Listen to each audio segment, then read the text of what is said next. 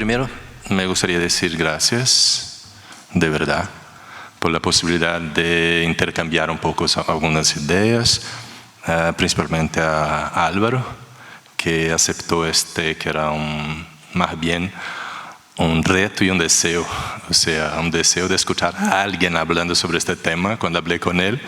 Y él no solamente aceptó la sugerencia del tema, como me invitó a hacer una ponencia. Entonces,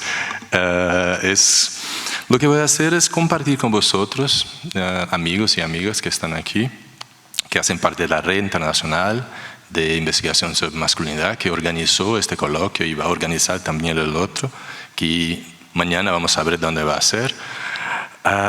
Y a Redmen Engage también, los amigos y amigas de allá. Y para empezar, yo creo que es interesante porque hace 12 años que hicimos un coloquio como este en Recife. Y la conferencia de abertura era hecha por 2 personas.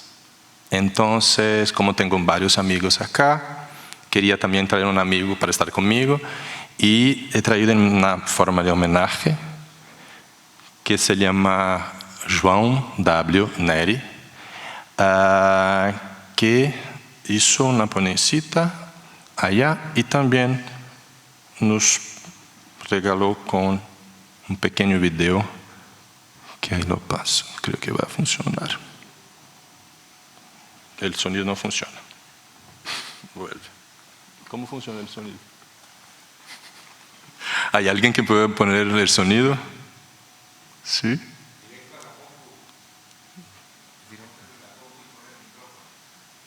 Pero no funciona ni siquiera acá.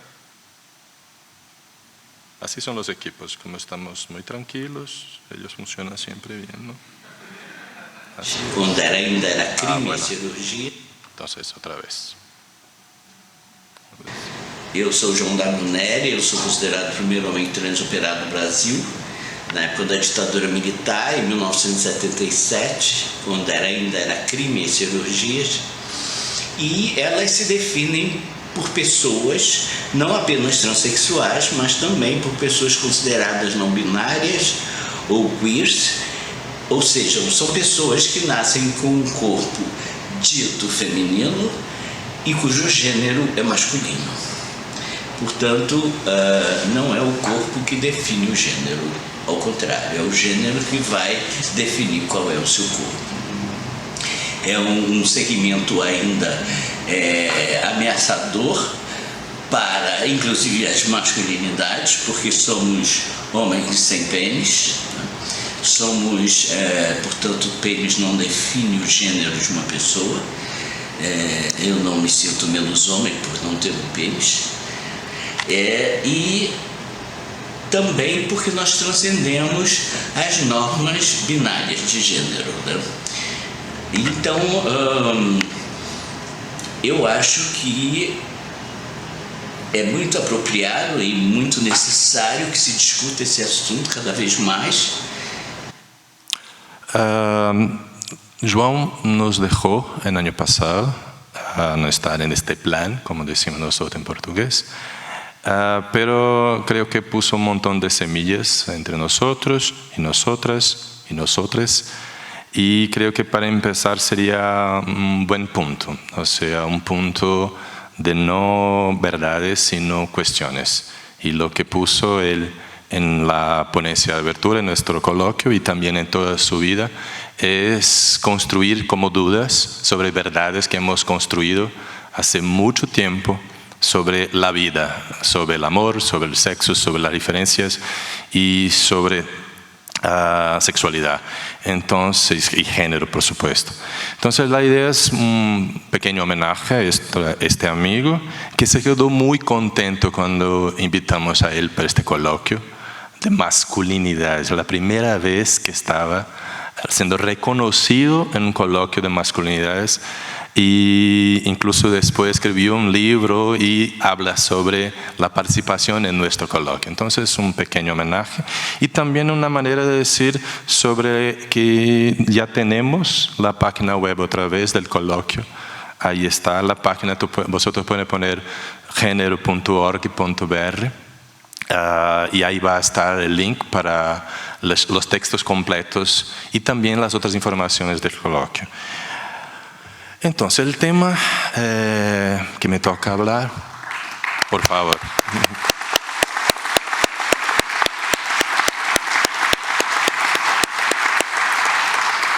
Entonces, el tema que me toca hablar es sobre las estrategias de resistencia creativa en tiempos adversos, lecturas psicosociales. Estoy hablando de la psicología social por la formación que tengo desde que estaba en el pregrado, pero también la maestría y el doctorado, y para señalar también quizá una posición de borde un poco de mirada sobre la ciencia, sobre las posibilidades de hacer investigación y sobre pensar política.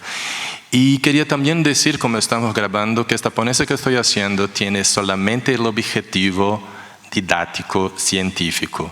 Entonces, solamente autorizo el uso con estos fines. ¿Okay?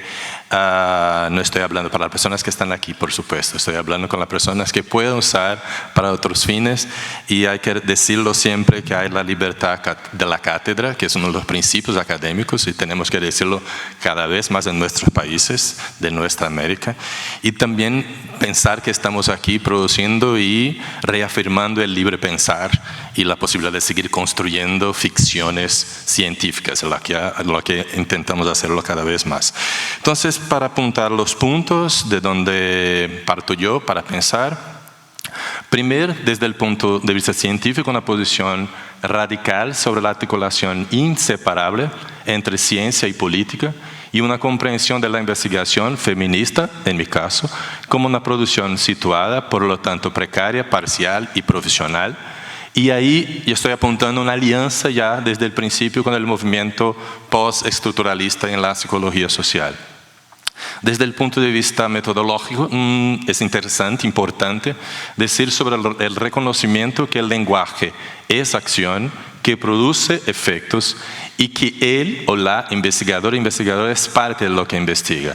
En este caso, entonces, haciendo una alianza con el giro lingüístico y la pragmática del lenguaje y también la apuesta en la interdisciplinaridad. Además de eso, desde el punto de vista político, que creo que sea muy importante también, decir que hay un compromiso nuestro para reducir las desigualdades en la alianza con luchas más amplias que se centran en la promoción de los derechos humanos y la justicia social. En este caso, muy claramente la alianza con los marcos de los derechos humanos.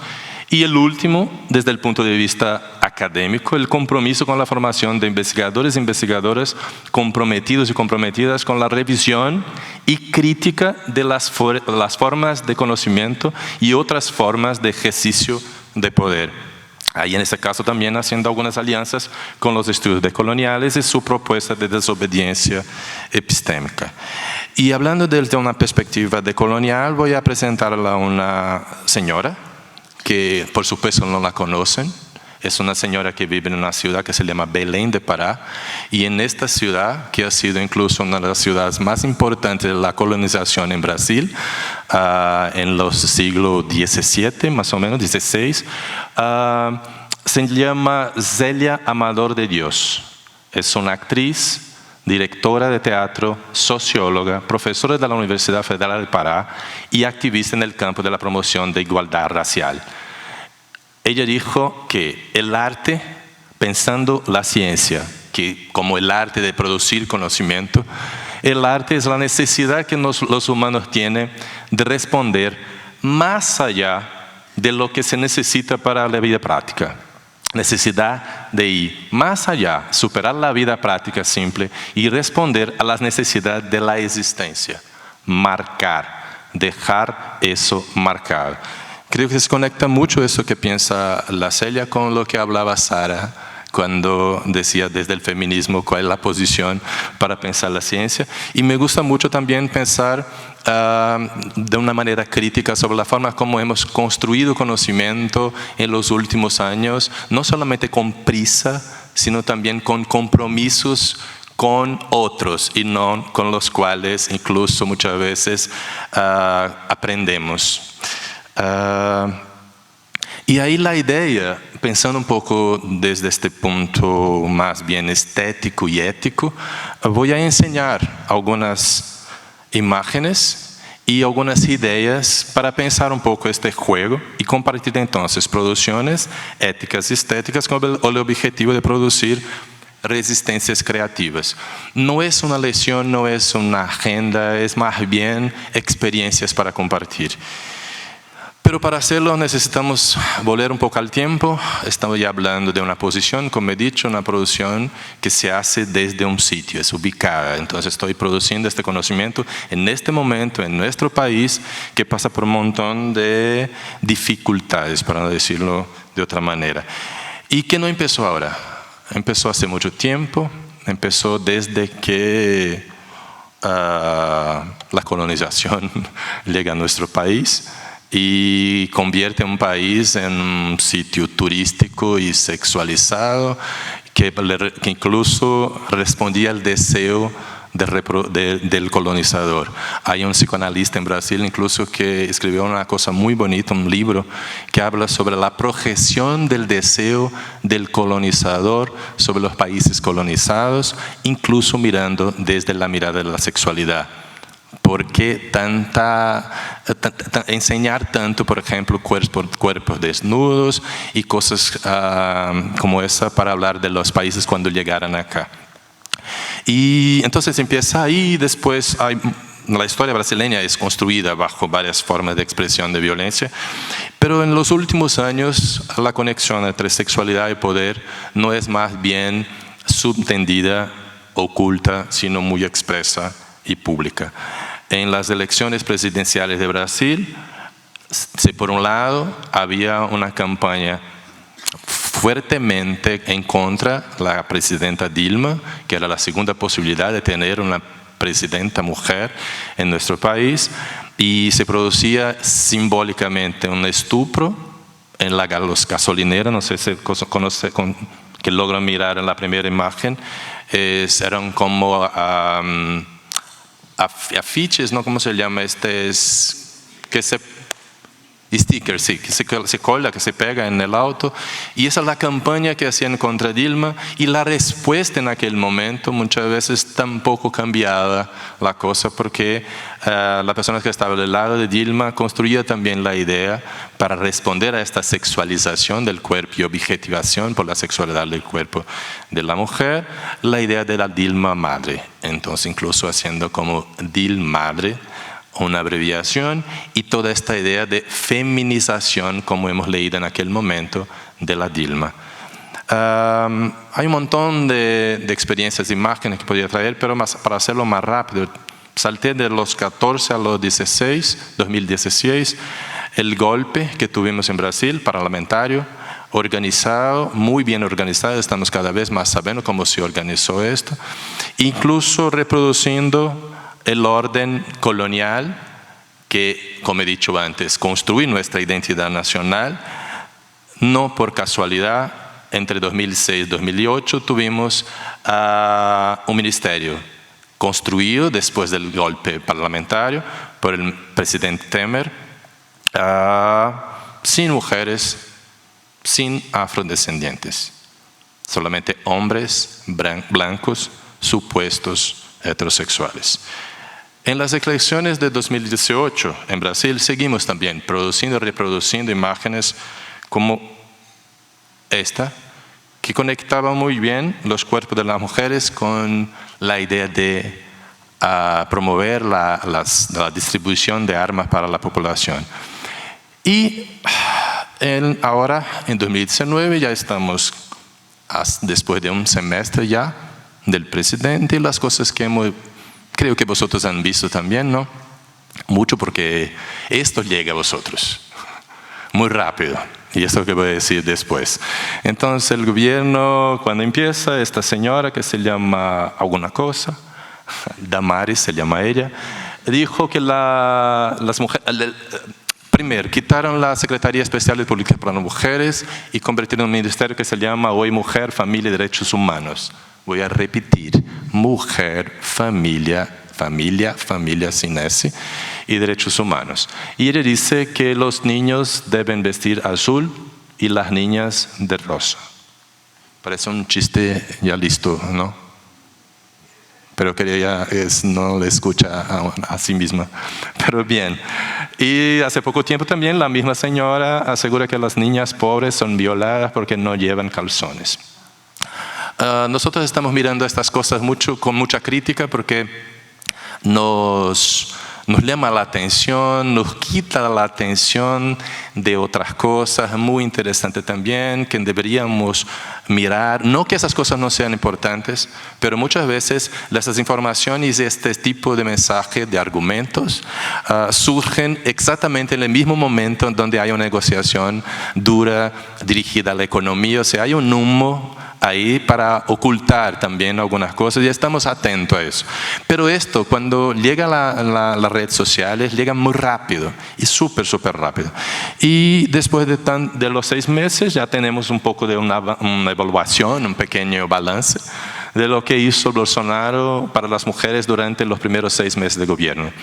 Primero, atacó las políticas públicas para las mujeres con el fin de la Secretaría Especial de Políticas para las Mujeres. Aumentó la edad de las mujeres se jubilaren como propuesta de la reforma de la Previdencia, que ha sido aprobada en el primer punto. Apuntó las armas para las mujeres con el decreto de armas. Legitima las violencias y los estupros cuando conmemora la dictadura militar en Brasil. Acabó con las casas de la mujer brasileña, que es para acoger a las mujeres víctimas de violencia de género, y restringió los derechos de la mujer en relación al aborto y también defiende el trabajo infantil. Es un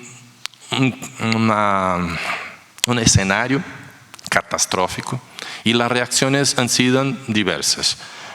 Algunas personas se indignan, o sea, la indignación es una de las posibles respuestas. La gran mayoría de las personas que están cercanas a nosotros se deprimiran. Incluso muchos de los alumnos que están en la universidad pública, que estudian psicología incluso, y que ni siquiera lograron llegar a la universidad porque tenían miedo. Dificultad también en reaccionar sin violencia, porque, o sea, ¿cómo producir una reacción sin promover violencia? También es muy difícil. La apatía es lo más general. O sea, no sabemos qué hacer y no sabemos los efectos si hiciéramos alguna cosa que va a pasar. Y uno de los caminos también de reacciones posibles es lo que estamos proponiendo en este momento, después de 6 meses. Quizás pensar la reflexividad creativa como una estrategia de resistencia. Y ahí, por supuesto, que estamos inspirados en Foucault. Y Foucault dijo cosas muy interesantes, psicólogo, por casualidad. No creo que no. Pero dice que donde hay poder hay resistencia. Eso es lo que más conocemos de lo que escribió en la historia de la sexualidad. Pero también dice que las resistencias están distribuidas de manera irregular. Los puntos, los nudos, los focos de la resistencia se hallan diseminados con más o menos densidad en el tiempo y en el espacio. Los puntos de resistencia están presentes en todas partes dentro de la red de poder. Y es sin duda la codificación estratégica de estos puntos de resistencia lo que torna posible una revolución. No hemos logrado hacer lo que propone él, que sería la codificación estratégica de estos puntos, pero lo que voy a enseñar son puntos, nudos, quizás como posibilidades, caminos, brechas para pensar. Pensar desde la contradicción que caracterizan los juegos de poder, o sea, no hay una unicidad en la derecha brasileña en este momento. Hay diversos intereses y que son muchas veces conflictivos y tenemos que entender mejor. Necesitamos estarnos atentos también para pensar que pensar que no hay salida es parte del juego de la dominación. Entonces, pensar las salidas ya es un nudo, un punto de resistencia.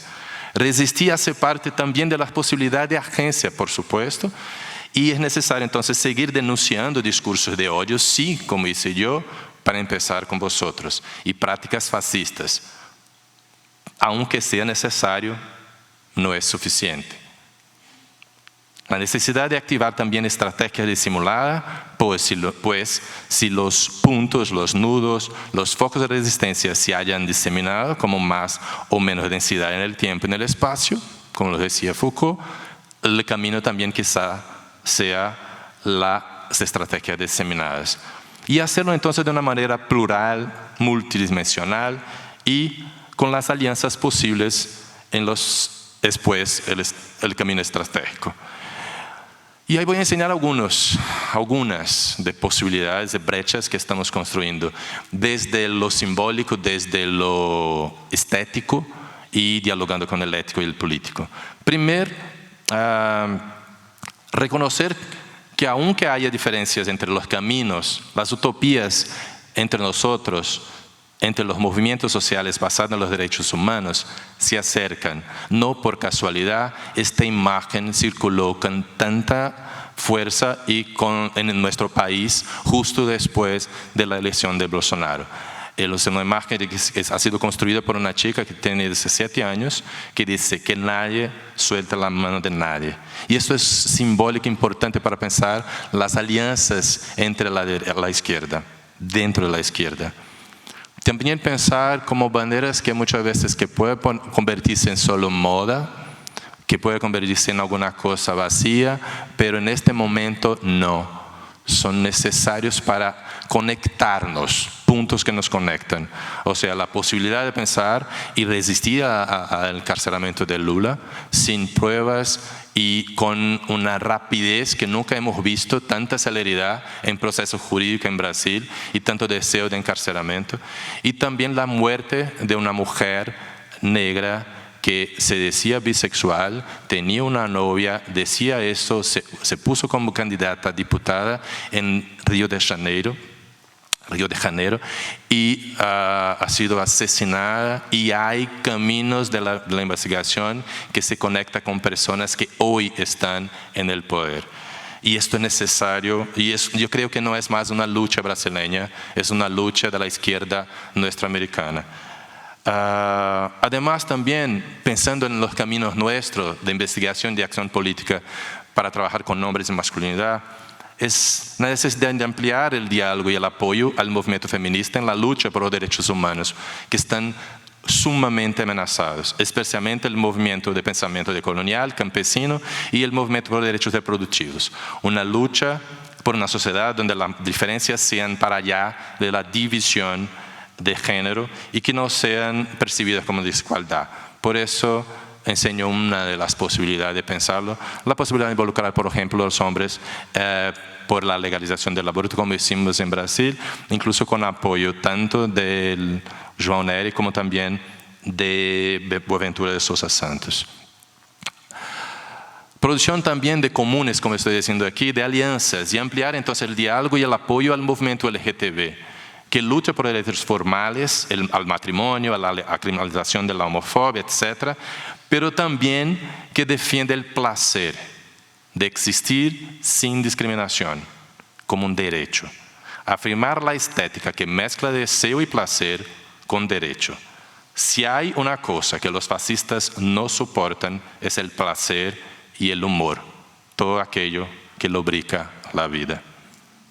Y esto es el tema de la Gay Pride, como nosotros llamamos la parada de la diversidad de nuestro estado, que el título es Ayer, Hoy, Siempre, Resistir para Libertar. Y algunas de las imágenes de nuestra que sigue y que seguimos haciendo con toda la estética potente que ella tiene. Afirmar también, además del movimiento LGTB, del movimiento feminista, alianza también con otros movimientos sociales, pensando aquella llamada que nadie suelte la mano de nadie. Alimentar entonces diálogos con movimiento ambientalista, campesino, movimiento negro que decimos en Brasil así, movimiento indígena. Si no reconocemos puntos de encuentro, hay que reconocer que la derecha nos ve desde una misma perspectiva, pues nuestras bases éticas, feministas, agroecológicas, antirracistas, antipatriarcales, anticapitalistas, seguro que son las mismas. Aquí solo para enseñar una imagen de un espacio agroecológico, que es nuestro refugio afectivo, que nos tocó a mí, a Jorge y a algunos amigos de Papá y de Gemma, justo después de la elección de Bolsonaro, espacios donde construimos y semeamos también posibilidad de resistencia. Y aquí también una acción que hicimos con las mujeres campesinas que en este momento en Brasil pasan por muchas dificultades de organizarse. Esto es lo más difícil. Entonces, acercarnos a ellas es muy importante. Estoy concluyendo. La producción, entonces, siguiendo producción, es como un diálogo con la comunidad también. Porque como estamos mirando mucho las redes sociales, a veces pensamos que hay un otro país. El país que vosotros están mirando desde fuera de Brasil, por la red social, no es lo mismo que vivimos en la calle. El Brasil no es un país que funciona de la misma manera en toda la ciudad, en todos los barrios. Hay diferencia entre los barrios, hay diferencia en la ciudad, las regiones, y también hay una gran diferencia entre las imágenes de las redes sociales y la vida práctica cotidiana. Entonces, escuchar a estas personas, trabajar y seguir trabajando en las escuelas y buscar caminos semánticos posibles en este momento. O sea, adaptados al lugar. Si no se puede en algunos sitios hablar de género, se puede desde otros puntos. O sea, ¿se puede hablar sobre violencia contra las mujeres todavía? Sí. ¿Se puede hablar sobre respeto a la diversidad humana? Sí. ¿Se puede hablar sobre prevención de VIH y SIDA y ITS? Sí. ¿Se puede hablar sobre bullying? Sí. Y ese es el camino que estamos construyendo para seguir hablando de aquellos principios que nos mueven para pensar género y feminismo, sin usar la misma palabra, pero manteniendo las mismas ideas. Porque cuando no hay diálogo, hay que saber cómo hacerlo estratégicamente. Y también, entonces, una imagen de trabajo con los jóvenes. Y pensar las transmasculinidades, la invitación que nos hace João Nery, pero desubicando la experiencia trans. No convirtiendo, no encarcerando o zoologizando esta experiencia y este modo de subjetivación como específicos. De los específicos tenemos que pensar lo general, o sea, pensar a las transmasculinidades no es pensar a la experiencia trans, sino pensar a la nuestra experiencia también. Porque las preguntas que ellos nos hacen y que se hacen son muy importantes para pensarmos la cisgeneridad también y la fragilidad, la precariedad que es y la violencia con la cual se construye la cisgeneridad también. Yo hice parte de un taller con hombres trans, el primer taller que hicimos en Brasil, sobre prevención de VIH-Sida. Porque los chicos cuando llegaban allá para hablar con los profesionales de salud decían, pero no, ¿por qué están acá? No es necesario. Y ellos tenían muchas dudas sobre eso. Y cuando hacían las preguntas y proponían como cuestiones, yo pensaba, yo como un hombre cis tengo las mismas dudas. No son dudas específicas, son dudas de la experiencia de pensar el cuerpo y la sexualidad. Incluso no es solo visibilizar la experiencia, sino también poner la cisgeneridad y el cis-tema heterosis patriarcal como objeto de investigación.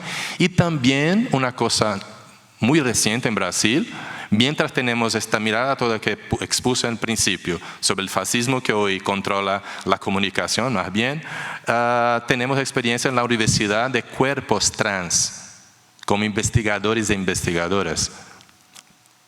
Nosotros tenemos 2 personas lindas de nuestro grupo de investigación. La primera se llama Joana. Joana se dice no binaria, aunque le gusta más ser reconocida y hablar con ella en el femenino. Y Daniel, que es un hombre que se define como hombre trans por necesidad política, de identidad política. E incluso las 2 personas nos enseñan muchísimo sobre cuando estamos haciendo, sobre generificaciones sobre hombres y mujeres. Todas las veces ellos nos paran y, por favor, tú puedes repetir lo que has dicho, es que esto no funciona para mí, entonces tú no puedes decir de una manera tan general los hombres y las mujeres. Y he escuchado ayer algunas veces expresiones de los hombres y las mujeres violentamente ignorando la experiencia trans.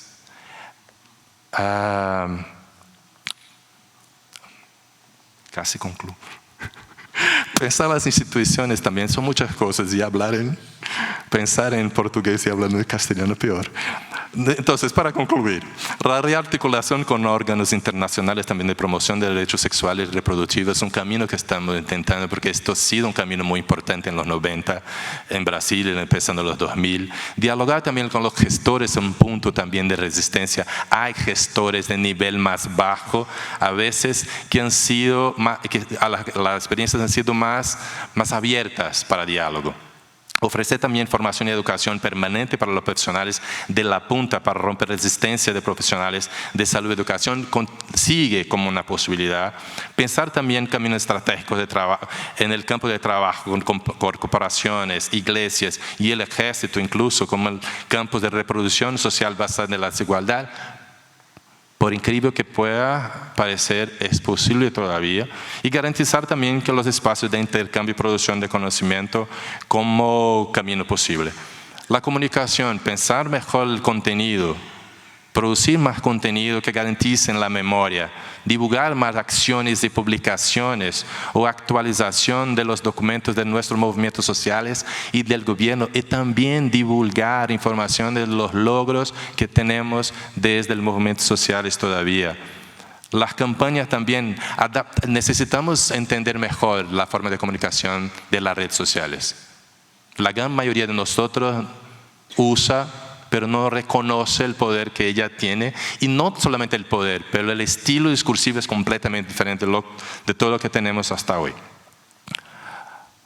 Entonces, enseñando memoria, por ejemplo, de resistencia, esto se pasó en la dictadura militar en Brasil. O sea, si fuimos tan creativos para pensar y romper con las ideas de la sexualidad, derechos y poder, ¿por qué no se puede también seguir haciendo? Hoy tenemos también diputadas trans. En São Paulo hay una que se llama Érica Malunguinho, que viene de nuestro estado, de Olinda, de Pernambuco, que está hoy en São Paulo. Es una de las diputadas de uno de los más grandes colegios electorales en Brasil. Y también tenemos diputada trans de un grupo que es un colectivo con 5 mujeres que se han elegido como diputadas, y el grupo se llama Juntas, y están como diputadas, como una candidatura colectiva y una gestión colectiva. Entonces, es necesario también resistir, como decía Dana Haraway, ¿no? Resistir de dentro de la barriga del monstruo. Y, para concluir, ahí sí, pensar que las rosas de resistencia nacen, como dice muy bien Marielle Franco, en el asfalto. Gracias.